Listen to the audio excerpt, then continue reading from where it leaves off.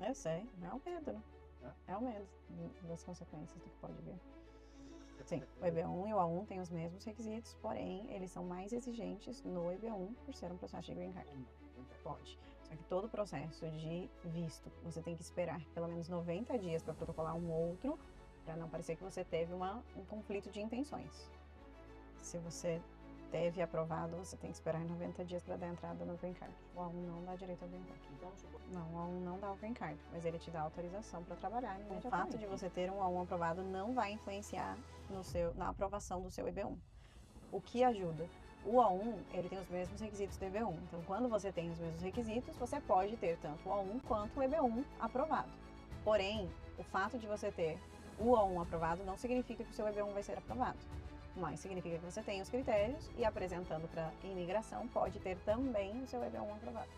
Se a pessoa precisa trabalhar, não tem autorização, já tem empresa aberta e está buscando qual é a solução, se de repente um A1 ou um EB1, eu ainda indicaria um A1. Por quê? Porque isso vai solucionar imediatamente a situação dela de autorização para trabalhar. Uma vez que ela tem autorização para trabalhar, no momento que ela for pedir o green card, talvez não seja um questionamento do oficial como ela está se mantendo. Afinal, ele já sabe que o seu status é A1 e tem autorização para trabalho. Então, ele não vai passar por essa fase de analisar se você tem como se sustentar, se você tem autorização para trabalhar, porque você tem o seu status atual. Então, elimina, talvez, uma pergunta do oficial sobre como você está se mantendo atualmente. Mas claro que o EB1, ele também eventualmente vai te dar uma autorização para trabalhar. Porém, se você tem o A1, você não tem que justificar para o oficial que você tem autorização para trabalhar, porque você tem, é o seu status atual.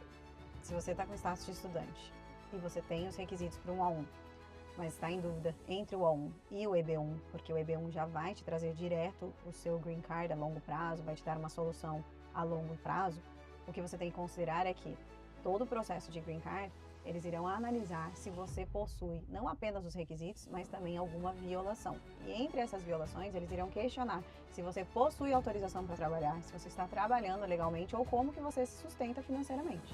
A partir do momento que você não tem autorização, mas está aqui nos Estados Unidos já estudando há 3, 4, 5 anos na América, então o A1 pode ser uma solução para que, no momento que chegar o ajuste de status, o oficial não precise questionar como que você está se sustentando. Afinal, você tem autorização para trabalhar, tem um visto aprovado, tem status e pode apresentar isso como uma justificativa de como você está se sustentando e por isso o A1 pode ser melhor do que um EB1 para aqueles que estão trabalhando sem autorização.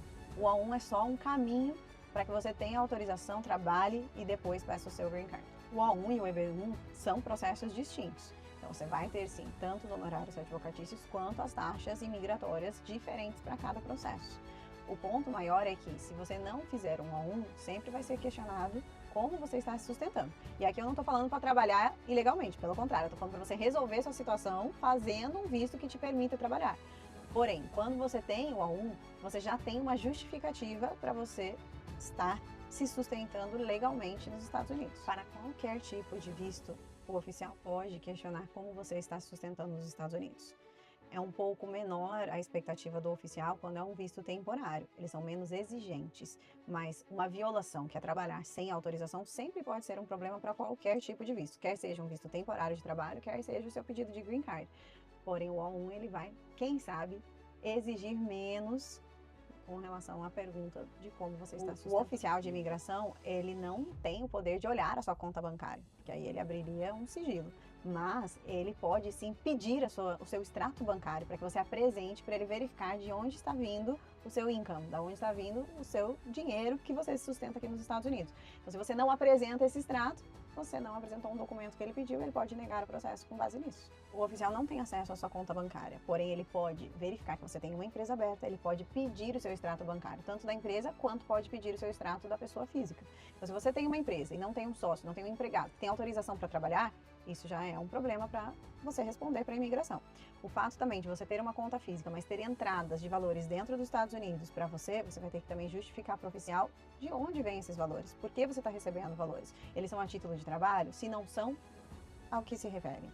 Caso contrário, você vai ter o seu processo negado de qualquer forma, porque você não conseguiu demonstrar para o oficial que você não está trabalhando sem autorização. Eu sou Jéssica Kaminski, sou advogada licenciada no Brasil e nos Estados Unidos e eu trabalho para legalizar imigrantes que queiram vir para os Estados Unidos, pessoas como você, que tem um sonho americano. pessoas como você, que saíram do Brasil com 2 malinhas, que resumiram toda a sua história do Brasil e vieram para cá com coragem, com força, para tentar dar um novo recomeço com a sua família. Pessoas como você, que estão há anos sem conseguir dar um abraço no seu pai, na sua mãe, no seu irmão, que perderam momentos muito importantes da vida dos seus familiares. De repente até um enterro, de repente foi um aniversário, foi um casamento, e você está aqui com a saudade, com a vontade de poder voltar ao seu país de origem para abraçar aqueles que te amam. Eu quero fazer parte da sua história, eu quero te dar a oportunidade de você rever tudo isso, de você rever os seus familiares, de você estar presente quando você bem quiser, de você viajar para outros locais, para que você possa realmente ter o contato com aqueles que você ama. Eu sou Jéssica Kaminski, eu estou aqui para fazer parte desta família, para fazer parte da mudança da sua história e te dar uma nova oportunidade.